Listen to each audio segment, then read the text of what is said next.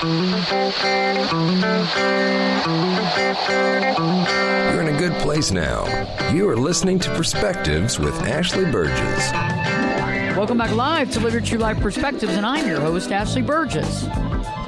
Tonight I want to talk about marriage, but more specifically, I want to talk about borderline and being married to a spouse with borderline. I occasionally talk about borderline here on the show because it's something that I specialize in. And for people that don't know what borderline is, it's borderline personality disorder, or BPD. And this is a specific condition that people have. And in no way am I putting anybody down on this show that has BPD. But what I want to do with tonight's show is to shine some light on the situation for anybody that's married to someone that they feel may have a number of the characteristics of borderline. I want to shine some light into the situation, and I want to offer some help to the folks in these relationships that feel as if they have lost themselves. I specialize in this in my treatment, and I have been in a relationship a long time ago with a borderline, and I understand, honestly, how to deal with it, and I also understand both sides of the equation. But I've realized a lot of stuff through my own life, but my own training, that there's certain things that we can't overlook. And there are certain caveats and certain things that I can offer you on this show right now that'll help you change your life and, more than anything, better your quality of life. Oftentimes I have clients that reach out to me because I've done some shows that are on YouTube that have hit over, the 60, 70,000 listener mark, and it gets people realizing where they are in their life. Where they are in their life and what's really going on. Because oftentimes BPD can be that elephant in the room. And I love elephants, but this is a different type of elephant in the room that you can't really pinpoint at the time. And a lot of people think that it can mimic, some people feel like there's characteristics of depression, which there are. Characteristics of manic, which there is. Bipolar is one that a lot of people, wonder. But BPD is its own type of rationale. And for anybody that has BPD, that has gone through treatment and is working on treatment, kudos. You're an amazing individual who deserves respect, because it's a tough road. But if you believe in yourself, you can overcome it, and you can live with it, and you can educate yourself so that you know how to deal when certain things come in to your headspace or in your emotional feeling or in your gut, and you can kind of deal with that, instead of lashing out or fighting when you feel like somebody might abandon you. You realize, okay, this is a trigger point for me, and I need to step back, and I need to take a breath, and this person is not here to hurt me, and I don't need to lash out at them and subsequently hurt them. What I've found, though, in my studies is that there's a small portion of folks that have BPD that actually agree that they do have a problem that they need to work on, that they do have a condition that they need to work on, and actually follow through with that therapy. It's like anything else. If you have depression or anxiety or anything like that, when you actually work to better yourself, it goes a long way, and it shows people that you actually not only care about the people around you, but you also care about yourself. So I'm going to go back and forth a little bit in this show and explain why. I'm going to explain the situation and the person that's dealing with the spouse that has borderline.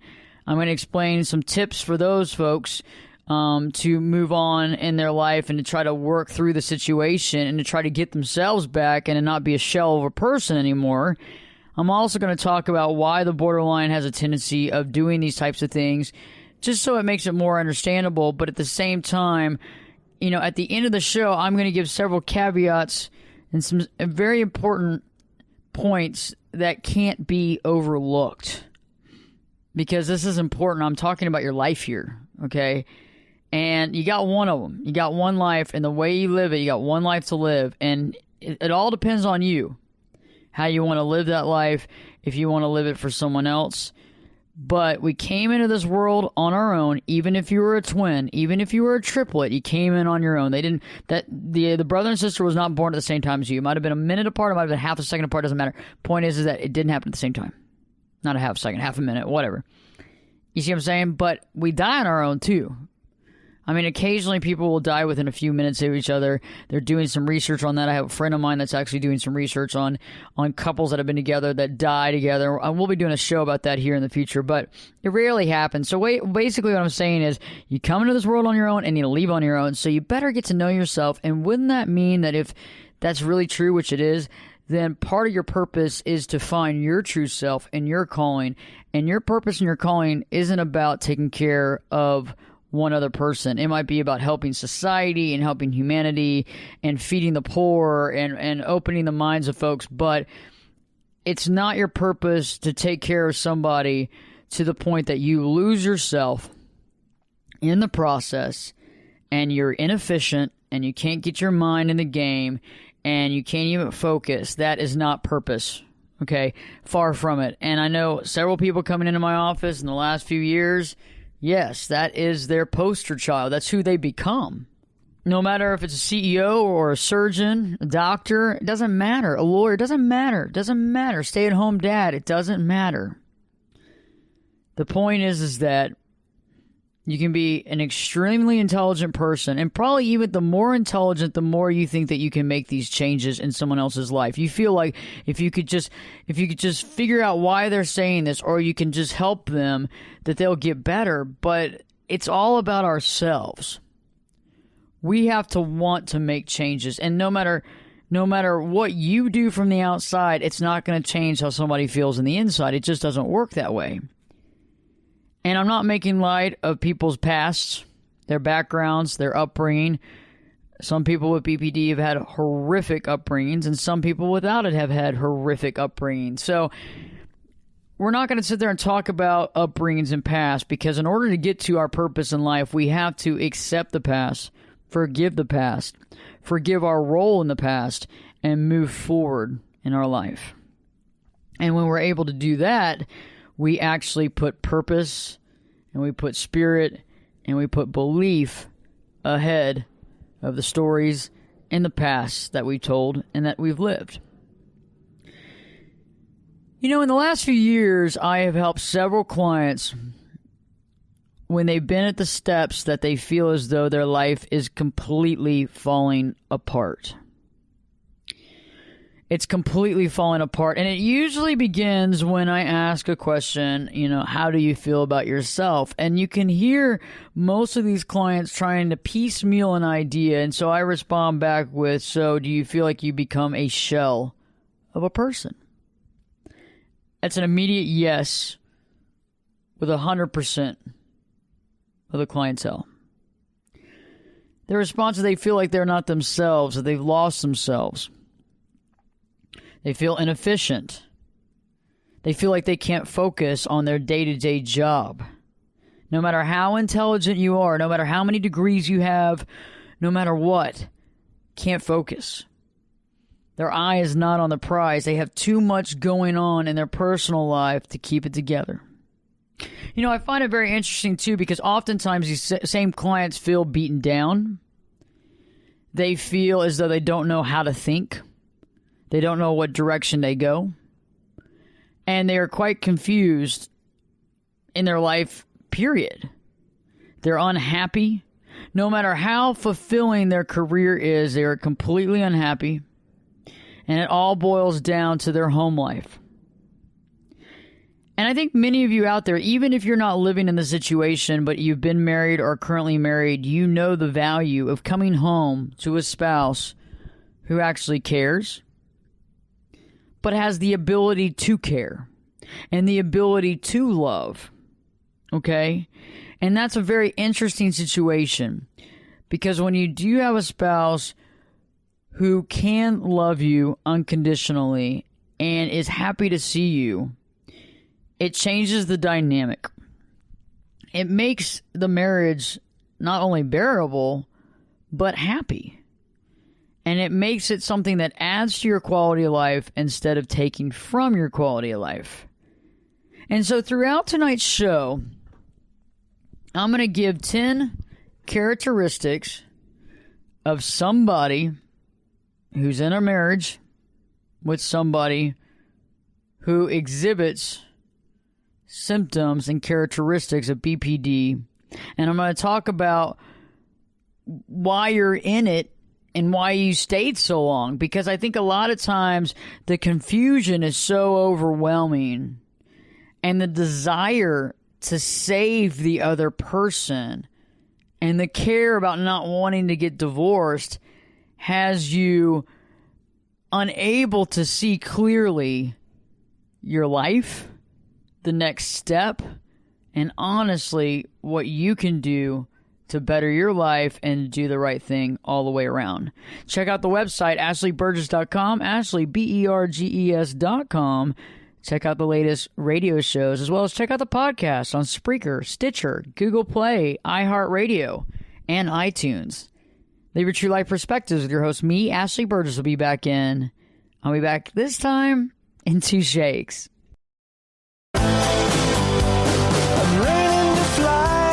Turn it up and jump in the deep end on Perspectives. Now, here's Ashley. Welcome back live to Live Your True Life Perspectives, and I'm your host, Ashley Berges. You know, marriage for some of us can be tough. I know that sometimes marriage for many of us feels a little overwhelming. We've had to go through the ups and downs. We know that marriage takes work and dedication. But what happens when you're in a marriage that there's problems, constant problems, severe problems? Problems to the effect that you feel ineffective, you can't concentrate, your work is suffering, everything in your life is suffering, and when you go home, you too suffer every night. How do you deal with that? And I know some of you out there are saying, you know what, I wouldn't deal with it, and I understand that, and I respect that, but it's not until you're in the situation that you understand exactly what I'm talking about. And in this situation, I want to ask, are you married to a borderline? If you're married to a borderline and you're currently trying to hold the relationship together and trying to understand what's going on, this show is for you. When I'm working with clients, the first thing that I often hear while we're doing evaluation is that they feel as though they're a shell of a person, that they have lost their identity. They no longer know who they are. They're trying to please and people please at all times at home. They're trying to just do the littlest bit they can to go under the radar, to not get yelled at, to not have a full-on fight, but also to just kind of keep it together. And it's interesting because as this person goes through this process and years of a marriage, and it could show up at the very beginning of a marriage, or it could slowly creep up. And I think oftentimes, though, prior to getting married, there were glimpses of knowing that there was something going on. But a lot of times, it's overlooked. Or you feel like it's a one-off, so it's not that big of a deal. It's just a drop in the bucket. It's not going to happen again. No big deal. But that's not the truth. And, you know, to the other side of the coin here, oftentimes when somebody is in a marriage with somebody that has a condition that they do not want to look at or do not want to pay attention to or don't believe that they have, oftentimes we also, the other spouse also needs to look within themselves to know why they didn't see that in the beginning. But you can't beat yourself down and beat yourself up over things that, well, you know what, you wanted to probably overlook.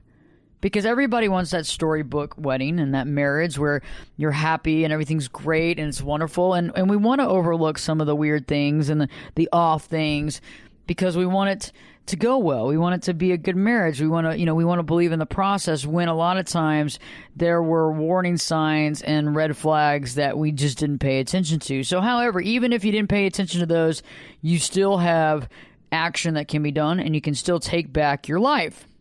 One thing that I often hear from clients is that they feel as though they're going crazy. They feel as though they are losing their mind. And often when they come into my office, they say, well, I might be going crazy. I could be losing it. I mean, I'm totally, I don't know. And all these things start coming out of their mouth. Well, I'm not smart. I'm an idiot. All these different things. And you start hearing this negative language that's being used. And I often wonder where that's coming from, because negative language that's being used could have been something from childhood. Maybe your parents were not very good parents and put you down and made you feel bad. It could have been some kids in school. It could have been your own self-esteem issues.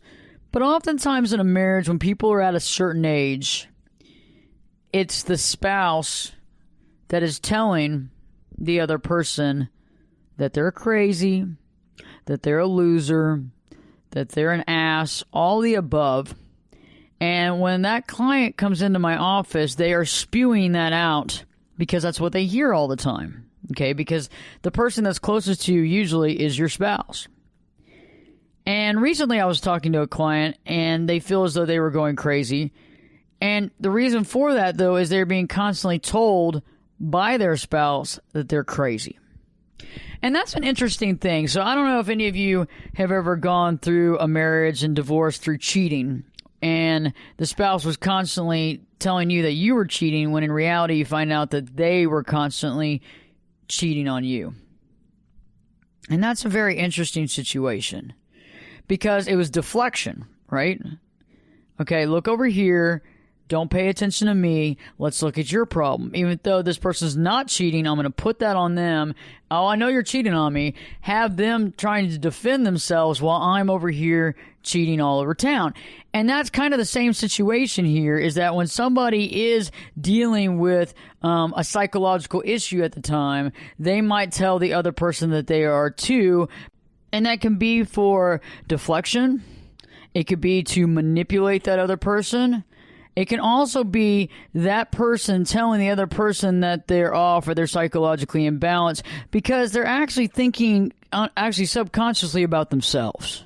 Okay? Because it's very interesting in life. Oftentimes when we're dealing with other people, the way they interact with us and talk to us is not really directed toward us. It's actually within their own mindset. And what we're hearing and what they're saying is really for their own self to hear and not for us. However, let's flip that around and use it from the manipulation side. So if somebody's trying to tell you that you're going crazy and using this to mentally harass you, almost like a gaslighting technique, this is definite manipulation. The problem with this type of manipulation is that you begin to believe it. The longer somebody says that you have a problem, the longer somebody tells you that you're crazy, the longer that you're going to believe it. And over time, you are going to believe it hook, line, and sinker that you have a true problem. You don't know what it is yet, but you got a real problem, okay? Because they keep telling you got it. And that to me is direct manipulation. If you're in this situation right now, be aware that you have a crisis in your marriage, and you've got to figure out how to deal with it or how to let go. The next thing I want to talk about is oftentimes when you're in a marriage with somebody who's suffering with BPD, they are constantly giving you requirements to keep the marriage. And what I mean by that is, example, you get home after work and the dishes are out, or there's something that needs to be cleaned up, or the trash wasn't taken out, or the dog hadn't had a walk, and the response, usually the conversation begins with, I want a divorce. Okay, I've had enough of this. I just want a divorce. I mean, you never do what I say. This is a requirement. This is a requirement. Let's go on and write this stuff down, because you need to have this taken care of. You need to listen to me, and this needs to be part of your regimen if you want to keep this marriage. I find it interesting in a lot of argumentations, especially in marriage, is that one spouse likes to constantly use the divorce card. Okay? Even if it's in a drama setting, even if it's just pure manipulation tactic to make the other person feel like crap, they like to use that because they often use it against the person that definitely wants to keep the marriage together. Okay? You're not going to use it on the person that doesn't give a crap. They'll be like, sure, let's go get the papers today and let's get this thing over with. But no, it's the person that's trying to save the marriage. It's the person that believes in the sanctity of marriage. and believes in that sanctity over the sanity of what and the insanity of what's truly going on. However, you can fall trap into that because you're wanting to save the marriage. So when somebody is giving you a list of duties that have to be fulfilled on a daily basis, or this marriage is not going to last and I'm going to have a divorce, that to me is another sign that you might be in a marriage with somebody who is suffering from BPD. Now, that could go different ways with different situations, but it can be a sub sign that you are. And if you are given these ultimatums on a constant basis, it can be overwhelming because you don't want to rock the boat too much. You don't want to get them even angrier. And you're just like, okay. But you're losing yourself in the process. And even some of those times when you say, okay, that doesn't get you out of the water either. And a full-on argument or a full-on fight begins at that point in time. You know, the next thing that I find oftentimes with clients of mine who are married to someone who has BPD is that they tend to lose most of their friends. They tend to lose most of their friends because they don't have any time to see them, and they're pretty much not allowed to see their friends anyway. Some of you listening to this show right now might have a friend that you haven't seen in a long time since they got married, and you're like, oh, is that what it is? Well, it may be, and it may not be, but that is a possibility. You know, oftentimes when folks get married and, you know, the marriage in the beginning, you know, many of us haven't ever been married before. It's the first time, so they don't really know what you're getting into. And when somebody says, hey, I don't really want you hanging out with the guys tonight, let's just stay at home. Okay, fine. Yeah, I don't really want you hanging out with the guys. Then what happens when all of a sudden, yeah, I don't like your friends. I don't like your friends, and I think they're bad people, and I don't like the way that he talks, and I don't like this and that. And then the next thing, I don't want to invite them to our party. I don't want them over at the house. And then the next thing you know, all this is happening, and you haven't seen your friends, and now you're not allowed to hang out with your friends because they're not good enough. Or there's something wrong with them. Or I overheard them say XYZ, which may or may not have ever happened.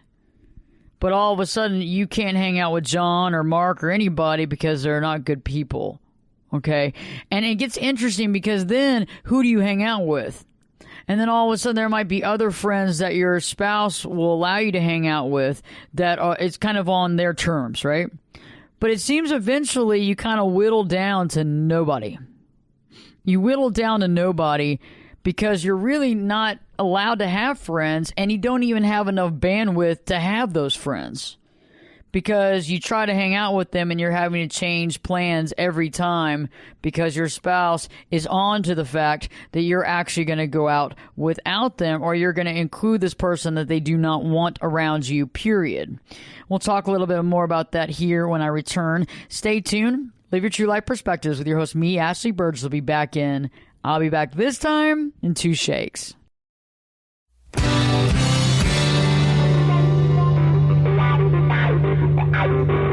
This is Jake Busey, and you're listening to Perspectives with Ashley Berges. Welcome back live to Live Your True Life Perspectives, and I'm your host, Ashley Berges. Many of you out there are married, and you know that marriage, well, it can be challenging sometimes, but it can be rewarding as well. But some of you out there are married in a situation right now that doesn't seem very rewarding. It seems quite the opposite. It seems very, very tough, painful, heart-wrenching, gut-wrenching pain. And if you're in that situation, or if you know somebody that happens to be in that situation, I would like you to point out this show to them so that they can hear it, they can re-listen to it, and they can share it with anybody that's dealing with it as well, but also help them to give them the knowledge that they can get out of it, they can change their life, and they can move on. And right before the break, I was talking about when you're in a marriage and the spouse is constantly giving you requirements for the marriage and saying, if you don't follow these types of requirements, or you don't follow what I say, or you don't do what I say to do, then I want a divorce. And it's a very interesting situation, and I've had several clients come into my office dealing with this exact same thing. And it's very interesting because for the spouse, they don't need to do any of this stuff. It's just about you complying to everything that they want. And this is really quite insane. Because if you're doing everything that a normal person's doing, as far as, you're helping around the house as much as you can, you're working, you're doing the laundry you can or whatever, but it's these little requirements, and usually these requirements are yelled at you or argued with you about, or perhaps your spouse begins to cry about these requirements, making you feel even worse that you haven't done them. But the word divorce is constantly used in this segue to make you scared that they are going to leave you. And you are doubly scared because many of you out there want to protect and keep the marriage because it matters to you, and you don't want to be the person that gets the divorce. And so that person is kind of manipulating you and using that tactic, knowing full and well that you definitely don't want a divorce, and you will do anything they ask you to do just for them to stop yelling and also for them not to leave you. The next thing is lost friends. Many of you out there, if you're in a marriage with somebody that's got BPD, and this is not just for BPD, this is for other things as well, but I'm really focusing on being married to someone with borderline personality disorder. And one of the biggest things that you are experiencing is the loss of friends. You have very few friends around. You might have been somebody that had a lot of friends, hung out with a lot of people, but the longer that you've been married to this person, your friend list has dwindled because you rarely hang out with them. When you try to make plans, your spouse throws a monkey wrench in it. The people that you've tried to invite over to the house are not good enough.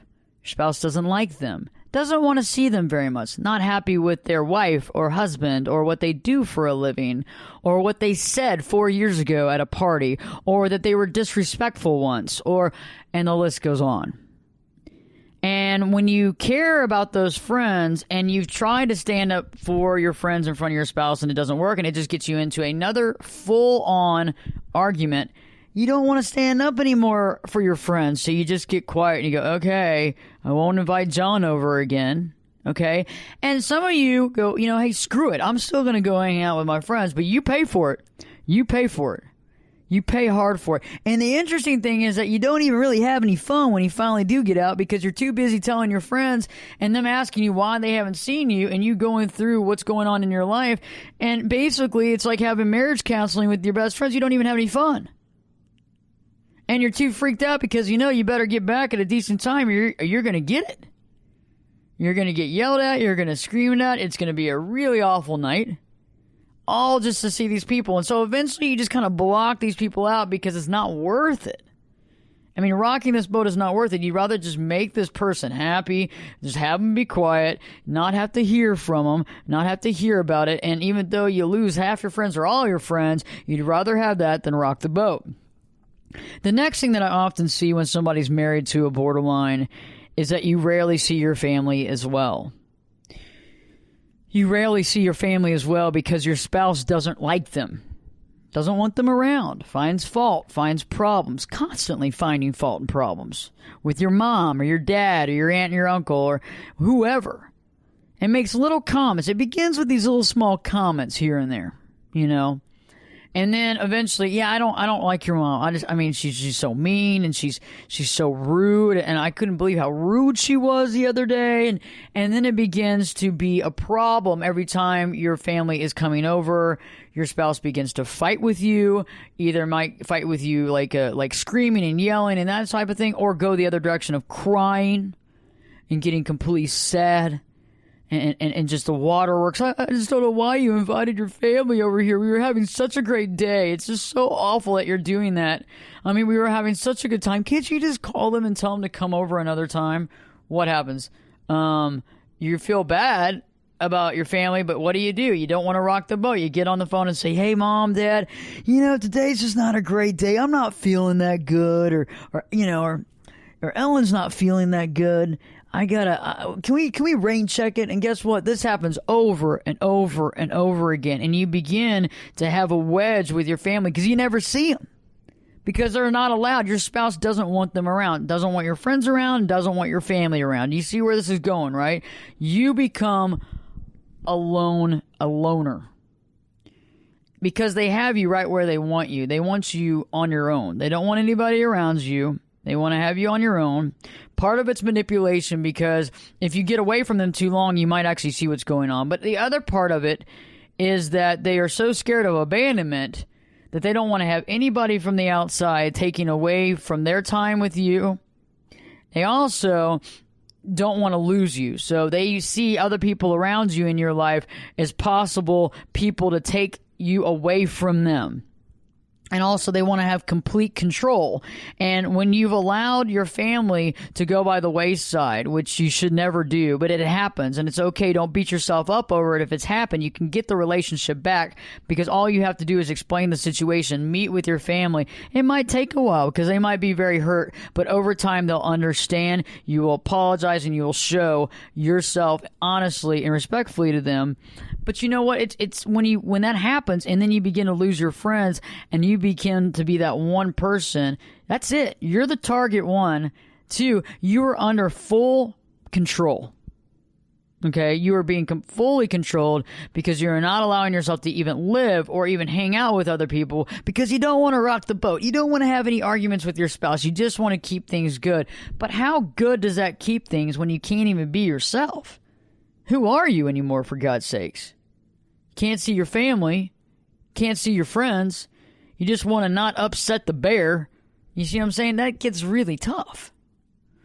And I've had clients that have come into my office that have been living this life for 10 or 12 years. 10 or 12 years.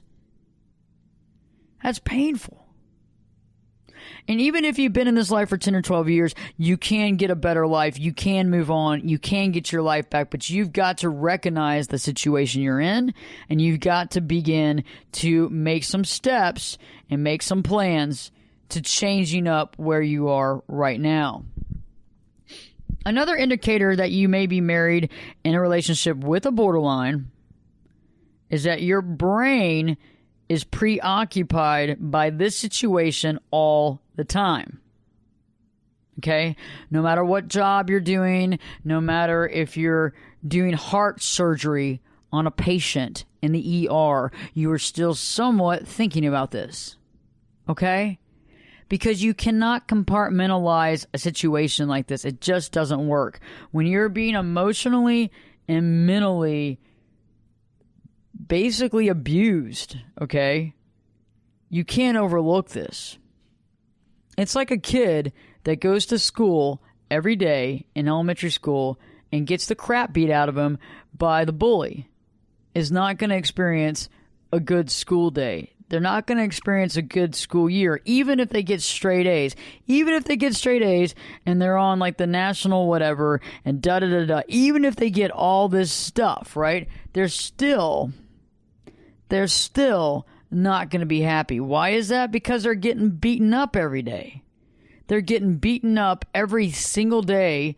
They can't see anything past that. Doesn't matter if they get straight A's. Doesn't matter if everybody in school loves them. That one bully is ruining it. And when you're in a marriage where you are going through this type of emotional beatdown on a constant basis and trying to save the marriage and hold it together and do all this stuff, you are dealing with that bully that's beating you up. And I know that's a metaphor. Okay, I understand that. And I'm not saying that that folks that have BPD necessarily know exactly what they're doing, because a lot of this could be a lifetime of manipulation from family and mentally learned and emotionally learned, which is normally what it is. They don't really know exactly what they're doing. But does that matter? Even if somebody consciously has no idea what they're doing, if they're beating you up, do you stick around? Because it's even worse. When they don't even know what they're doing, there is no fault. Do you understand what I'm saying? If they don't know what they're doing, there is no fault. So there is nothing to blame. You are to blame. Because the way that they see it is you are the problem because you're different. What's wrong with you? Why are you acting this way? Why are you being this way? Why are you saying this stuff? Why are you telling me something wrong? Because they don't believe it, because they don't understand it, because that's not part of their reality. End of story. So you're trying to help somebody that doesn't even know that they have a problem. They see you as having the clear problem, not them. And that becomes the issue. And because of that, and especially the smarter you are, by the way, the smarter you are, the tougher it is to leave this relationship, because you keep blaming yourself and you keep believing that things are going to change. And that one day this epiphany is going to come out and you're going to figure out all this stuff and you're going to help your spouse and you're going to love each other forever and it's going to be the best marriage ever. And she or he's going to figure out his issues and you can embrace and it'll all be better. Well, you know what? That's probably not going to happen. But you're so preoccupied with trying to find the solutions that you don't realize that there might not be a solution. But also you're too busy trying to change them when you need to be focusing on getting yourself out of the situation to be able to give yourself enough clarity to perhaps later on help them or to move on with your life, which might actually help them as well. Stay tuned. I'll be talking more about borderline, about being married to borderline and what you can do if you're in a marriage right now with a borderline and how to try to get out unscathed. Live Your True Life Perspectives with your host, me, Ashley Berges, will be back this time in 2 shakes. You could be my luck. Get in here. You're listening to Perspectives with Ashley Berges. Welcome back live to Live Your True Life Perspectives, and I'm your host, Ashley Berges. I've been talking about marriage, about being married to someone that has borderline personality disorder, how to deal with it, how to know that you are, how to identify the elephant in the room, and what you can do about it. Because you don't really hear a lot of talk shows or shows on any of this, and so many of you out there are completely, you're lost. You become a shell of a person. You don't know what to do. You feel as though you may be crazy. You're being constantly demanded upon. You've lost your friends, your family. You don't see them anymore because you're really not allowed to, because you don't want to rock the boat, because your spouse can't stand them, doesn't want them around. And so you're left there on your own. And no matter what you do as a career, your brain is completely preoccupied by this situation all the time. There's no way it can't. Okay? Like I was talking about earlier with the kid that's getting bullied at school and gets beaten up once a week. Let's just say once a week. Or even every day. You get a little beaten up every day. It doesn't matter if you have straight A's in school and everybody loves you and you're the president of this club and you're going to be the alumni of the world. It doesn't matter. If you're getting beaten up every day, all you think about when you go to school is, God, I don't want to get beat up. And all you can think about is that. So when you're in your classes, you're thinking about being beat up. When you show up at class, when you show up to school, you think about being beat up. When you're leaving, you don't know when you're going to get beat up. So you're always worried. If you're in a marriage like this, you have no idea. You are completely preoccupied by this. So this is getting in every area of your life, including your career, anything else you got going on, which what I found with most people that are dealing with this type of situation, their life has become almost cavernous. Like it's almost just like a cave. Like there's only a few things in their life now. Like they want to limit the people around them because they don't want the spouse to argue or get upset. They limit their activities because the spouse gets angry when they're not around, or when they're around, they don't want them to be around, so they don't know what to do. So they're constantly in a push and pull situation. Oftentimes this can lead to, a feeling of just, destitute and a feeling of being a shell of a person. The next thing is that you want to have a normal life, but you have no idea what it is. The longer you've been married in the situation, the longer you have been away from what a normal life is. Let me explain what a normal marriage is, just for everybody out there. Okay. Yes, marriages have arguments, okay? You're not going to be argument free. There is no perfect marriage, okay? End of story. However, a good marriage is one where you come home and y'all are happy to see each other. There might be some arguments, but they're small. They're not that big, and everybody goes through changes. If there's a death in the family or something like that, it can lead to a little bit of depression and issues like that. But for the most part, you're happy to see each other. You add to each other's quality of life. You build each other up. You're not yelling, screaming, hitting, profusely crying to get your way. There's not manipulation going on back and forth to gaslight or to make somebody feel crazy. There's not a bunch of control issues and manipulation to gain control. And it's quite the contrary. It's actually refreshing. And you feel as though not only is your marriage good, but you have a good friend in your spouse. And that's what a good marriage is. And I know that for many people in this situation, their life has been anything but normal for so long that you just don't even know what normal is.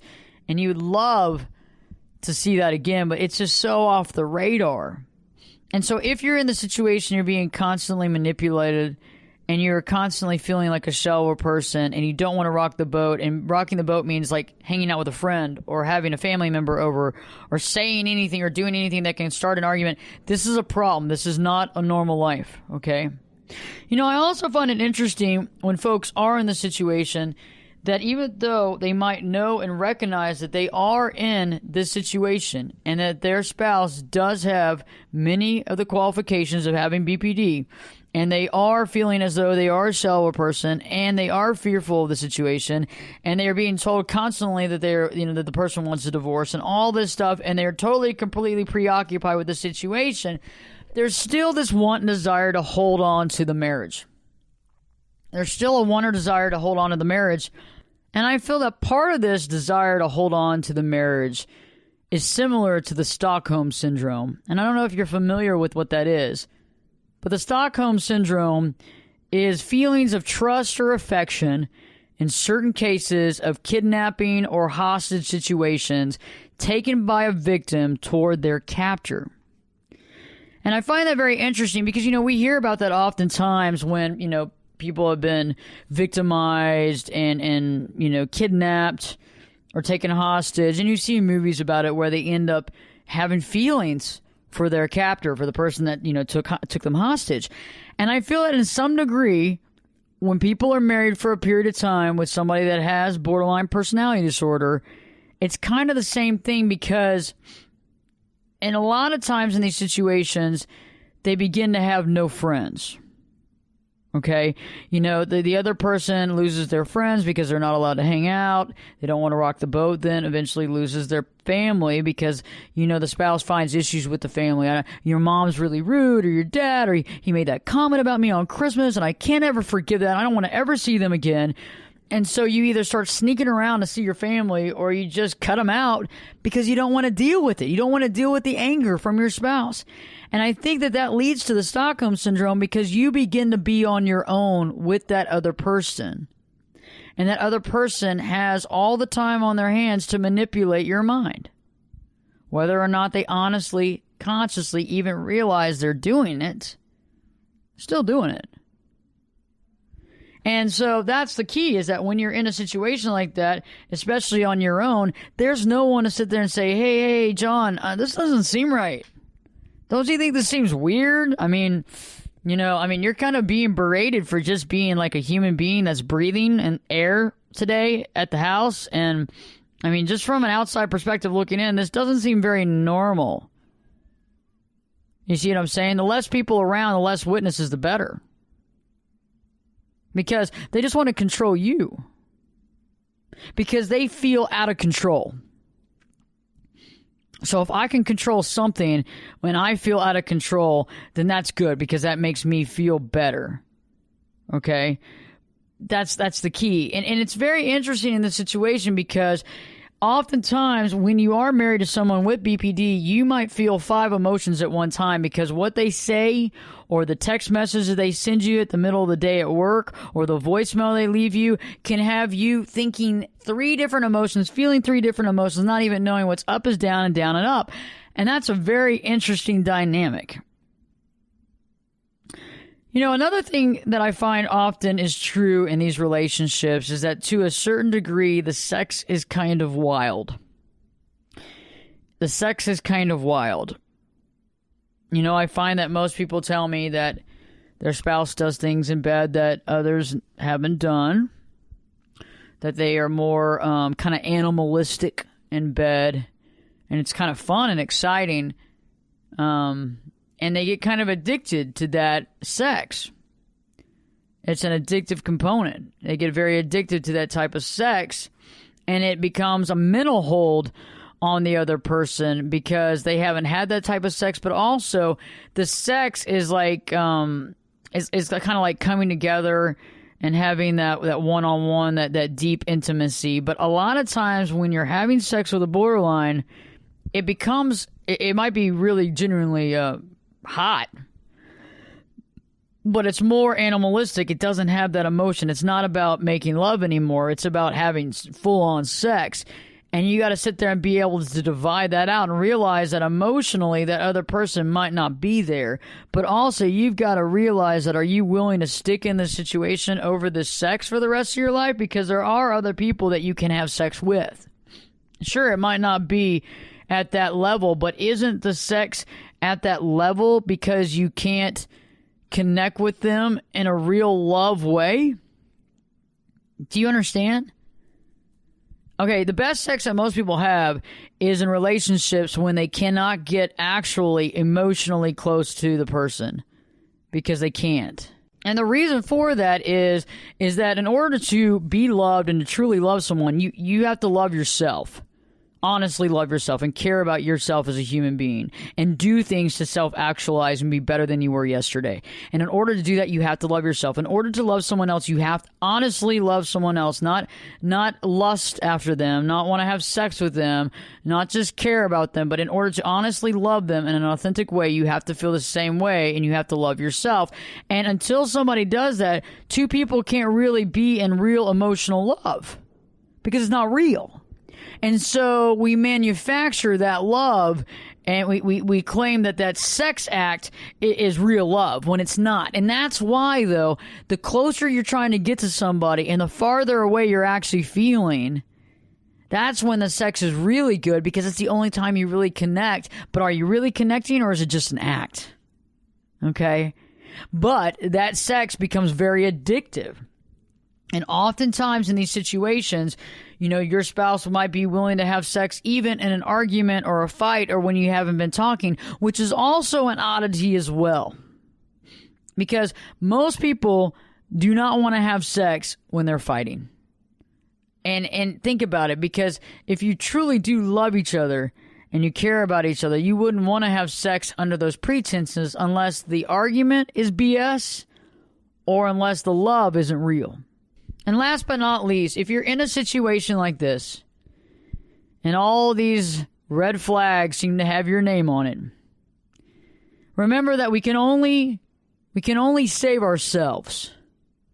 I mean, sure, if you have children, you've got to help them too. But if it's just you and your spouse, unless this person completely asks for your help and said that they have a problem and is willing to seek therapy and actually follow through with it, unless that is the case, you cannot make somebody do anything.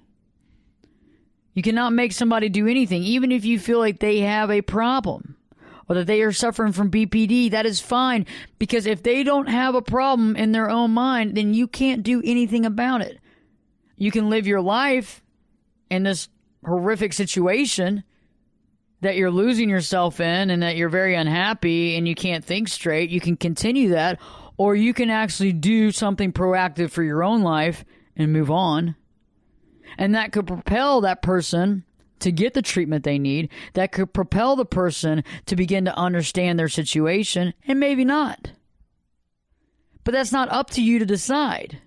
We cannot make choices for other people because that's going against our karma. We can't choose for other people because that means that we know what's best for them, and we don't know what's best for them. That's unfair to say that we know what's best for other people because we don't. On the other hand, you know what's best for you, and you need to follow that. The longer you stay off your path, the more painful it's going to be, and the longer you have to get back on. I could go on and on for hours about this. If you're in a situation like this, or you have a family member or friend who is, please have them reach out to me. Go to ashleyberges.com, Ashley, BERGES.com. Click on that contact page and send me an email. I will respond back ASAP to help your friend, yourself, or your family member get back on solid ground and define their true life. Stay tuned, because Live Your True Life Perspectives with your host, me, Ashley Berges, will be back in. I'll be back this time in 3 shakes.